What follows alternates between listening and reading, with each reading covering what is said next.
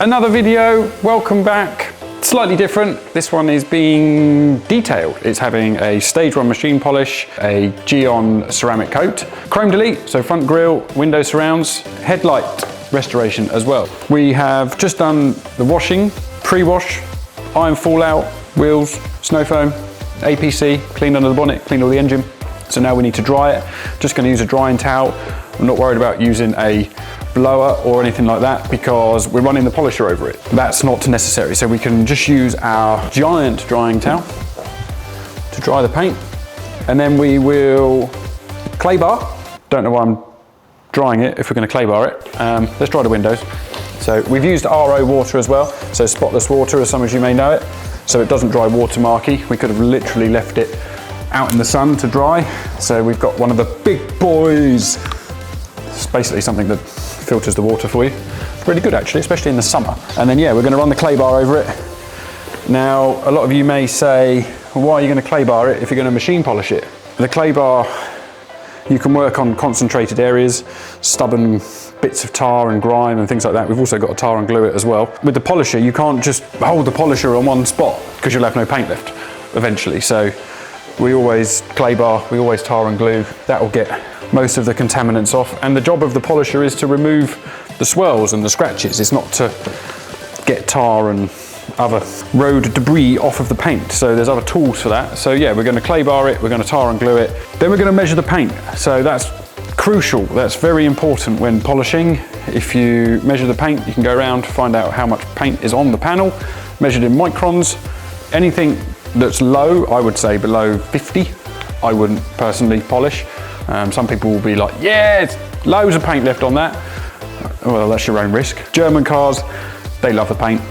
They put loads of paint on, so we can go around. We can also see if it's got any, if it's had any resprays. The machine will tell us if it's original paint, second layer paint, if there's any filler or putty on there. We can't measure the bumpers because they're plastic, so the machine doesn't pick up on the reflection for that. Up in the air.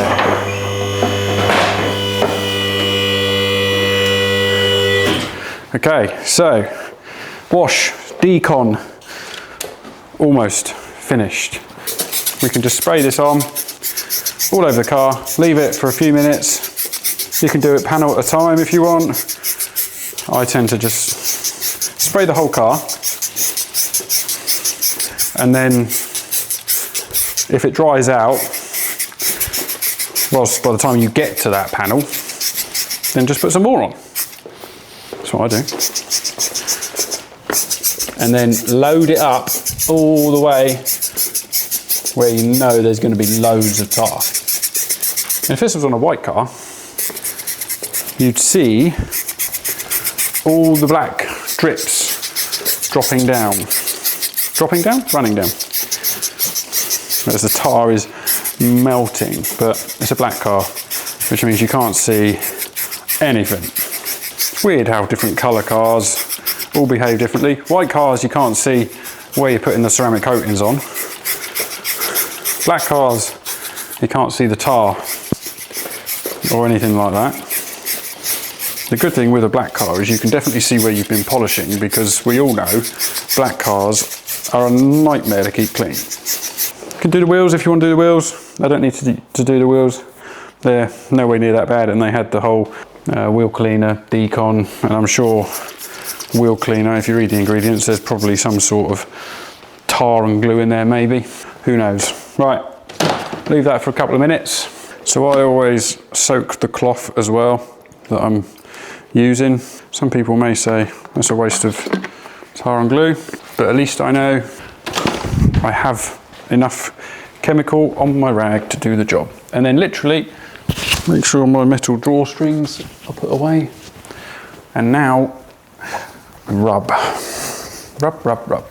Concentrate down in these lower areas, loads of rubbing, get all those tar bits off. Tar and glue wiped off. Here we go. So Geon clay bar, this is what we use. Focus, I don't know, around there somewhere. I actually didn't know this, but it actually says it on the back, and I've just said it in the video. Effective way to remove all types of contamination. Necessary pre-paint correction product. That's what I just said. Highly chemical resistant. Use with Q2M clay bar lube. I just use soapy water. Best results, keep out of reach of children. It's not Play-Doh. I still haven't heard anything in my comments about how often you should replace your clay bar. There's no debris or anything in it, so I am going to use, I actually use PPF slip solution. That's what I use as my clay lube, but just spray it on the panel. You could also do this outside when you're washing it. I like to do it in here. I can see under the lights a bit better. Yeah, I mean, you can literally, I don't know if you can hear it. It's like sandpaper. So I take the mic off.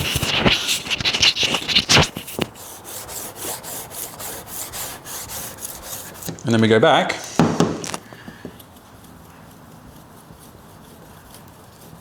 Silent-ish. It's a lot better. I've lost my magnet now. Gone down the jump. I use it, well, not on everything. I use it on all paints.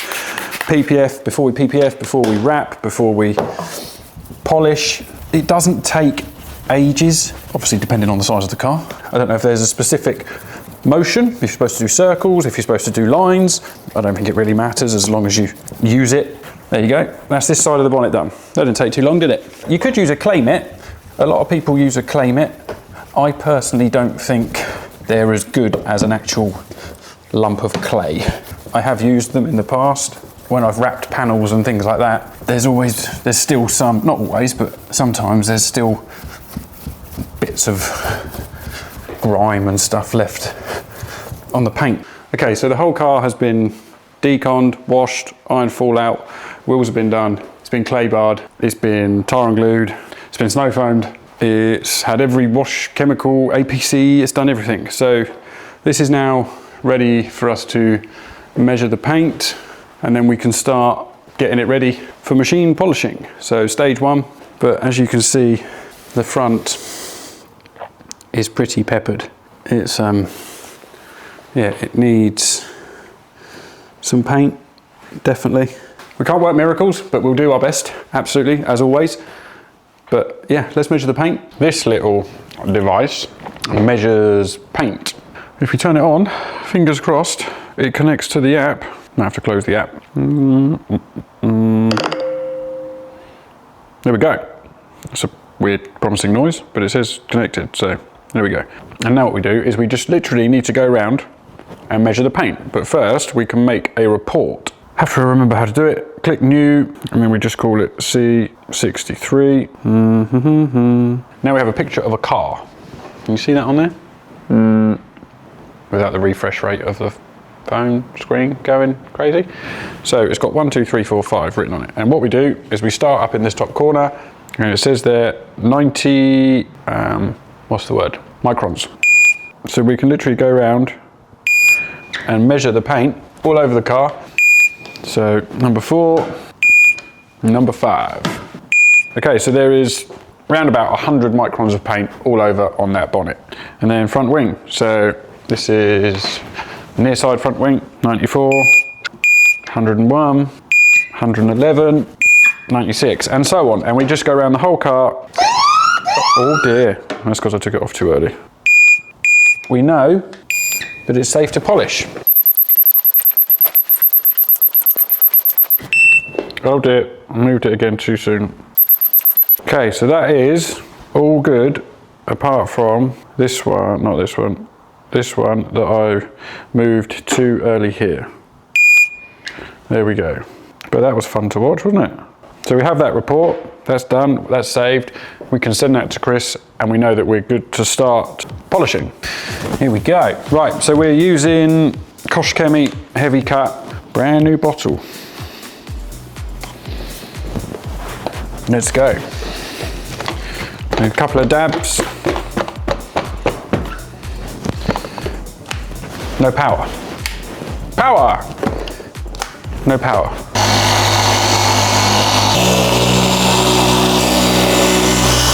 So with the stone chips and stuff, we can't just, you would normally fill them, spot sand them, and then polish over them, but there is thousands of stone chips on this car. So it's just a case of, we can't do that with every single stone chip. We're gonna just fill the big ones that your eye will naturally go to, but I'm gonna do it, I think I'm gonna do it as I go. I don't know.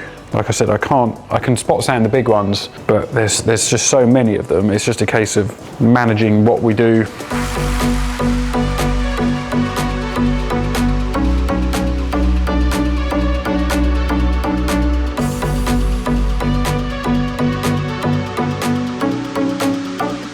Okay, so we've just run over the bonnet. We've done a heavy cut polish on it, and it's removed the swirls. So if you use your inspection light and you shine it on the paint, you can now see a really nice, really nice actually, deep metallic finish, which is what we're looking for. And the swirls have gone.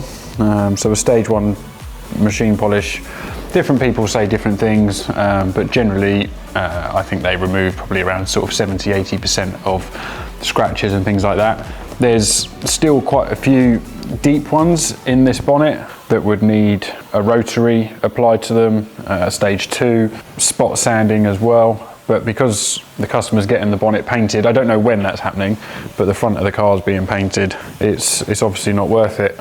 We're doing this to protect it and make the maintenance easy for the customer with the ceramics and the polish. On this door here and here, like I said, I would have normally done this at the beginning before polishing it, but there's 2 quite bad scratches in that door. Zoom in, see if you can see them.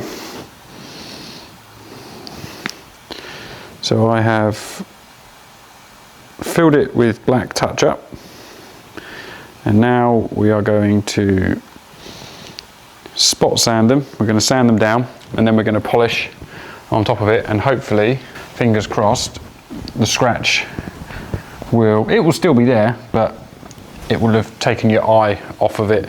And the same on the front. There's lots of, like I said at the beginning, there's lots of stone chips and things. So I'm going to touch in the big ones, but there's thousands of tiny little ones. So we'll just focus on the main bits for the minute, but we'll go and get the spot sander. So just little circles, and then we're working our way down until the touch-up is flat. Yeah, we're getting there. Right, and there we have it. That's the touch-up completely flat, and now we just need to polish that. Okay, so we've still got some sanding marks in there, and the scratch is still there obviously, but it's taking your eye off of it, so let's keep going. Yes, the scratch is still there, but your eye isn't drawn to it like that one.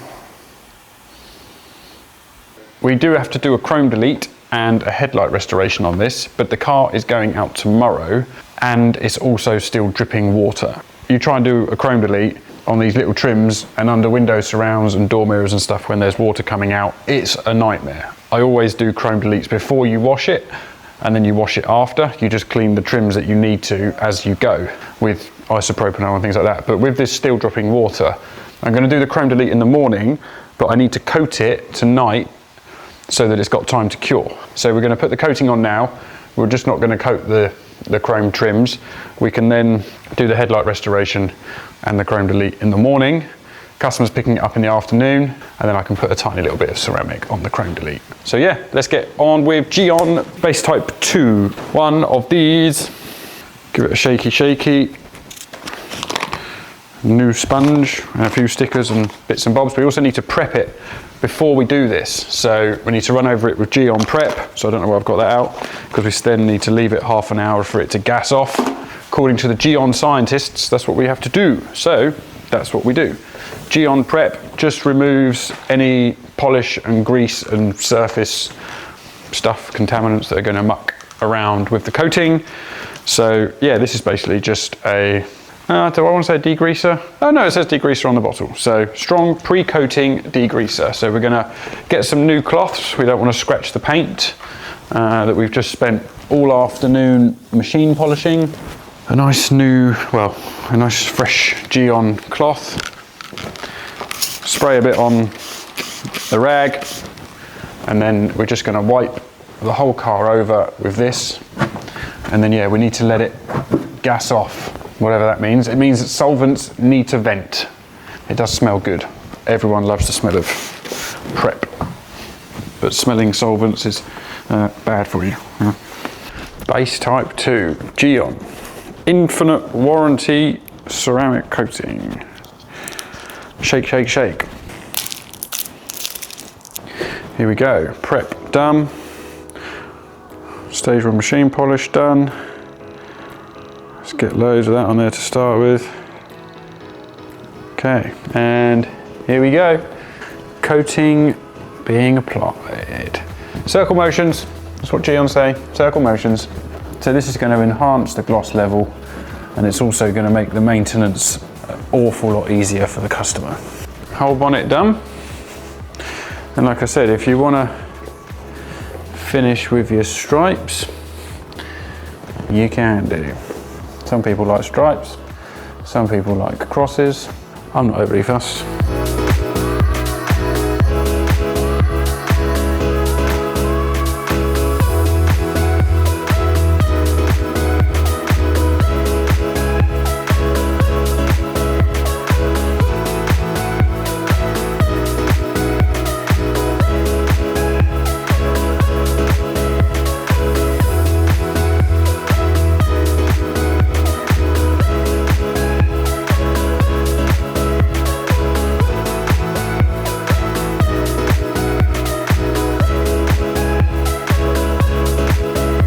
There we have it, a finished C63. So it's been Geonized, as they call it. So Geon everything. Geon in the interior, Geon on the outside, Geon on the tyres.